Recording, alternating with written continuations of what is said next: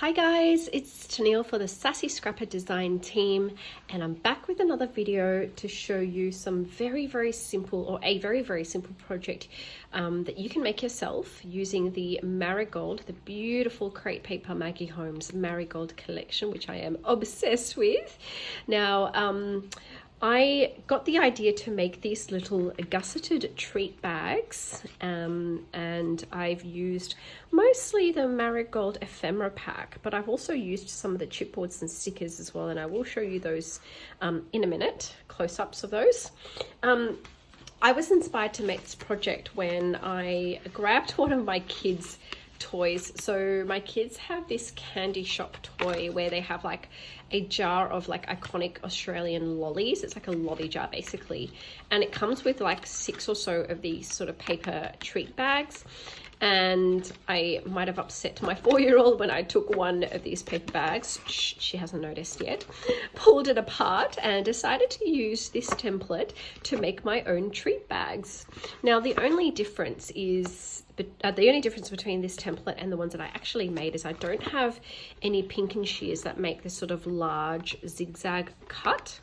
I only have some pink and shears that make like a small sort of edging that's more, I guess, similar to your traditional postage stamps edging, but it kind of gives it the same effect. I mean, you don't really need to go out and buy special tools for this project, so just whatever kind of shears you have in your craft collection or your toolkit that makes the sort of jagged edge will do.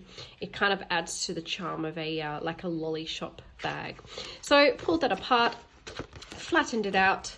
All I did was use this as like a tracing template, and then I just traced this out onto some of my favorite Marigold pattern paper. So all of these papers are from Marigold, and this beautiful one, I love that tartan one as well. And then used my scoreboard to score all the vertical lines and horizontal lines. And to be honest, the time between you know, pulling this apart, trimming my papers, putting my score lines in and sticking it together, it took all but 5 minutes. So any kind of treat bags you have in your stash, feel free to just pull it apart and make your own treat bags. So enough about the template. They are identical sizes, so the only thing I cheated with on this project is I grabbed my Sweet Story cut apart, which has these beautiful large words in it. Marigold unfortunately doesn't have these sort of beautiful font cut apart, so this is when I thought the Sweet Story ones would work in really nicely, and it's one of my favorite cut aparts, this one with the big words in it. You get a 12 by 12 sheet, and this is all available at the Sassy Scrapper store. You get a 12 by 12 sheets and you get like 30 or more of these sort of beautiful words in that gorgeous like handwritten font. So I'll show you this one first of all. I use that beautiful house chipboard over here from Marigold, and the tag is from the ephemera pack.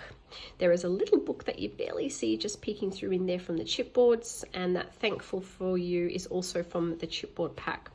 That little camera is from the puffy stickers, and that button is a Dear Lizzie one in my stash, and I also added some jewels here and a little puffy heart as well. So all of these bags I did add stitching just to the front, just to give it a little bit more texture as well with some pink stitching. So I thought this one turned out really cute. I also stitched around the statements as well. So you'll notice I used a lot of pink and yellow because this was also part of my challenge with Alisha this week, which was to create projects using pink and yellow, my favorite combination of colors actually. So where I could, I also added some sequins as well, just to give it a little bit more bling. I think after this video I might even add some gemmies to give that a little extra jewel and sparkle as well. Moving on to this one here, so this one says shine. All I did was just add a little bit of Avril yarn because I thought that yellow pom-pom was so cute.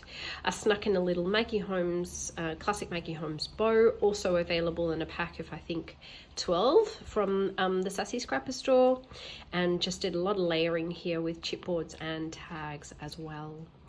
And this one uses that beautiful pink sort of sparkle paper from the 12 by 12. Then I added a little bit of pom-pom trim here and some sequins trim there. So that is super cute as well. Lastly, I have this sort of grid paper from Marigold, which I turned into a treat bag again. This one I added some pom-pom trim down the bottom because I thought that was really, really cute.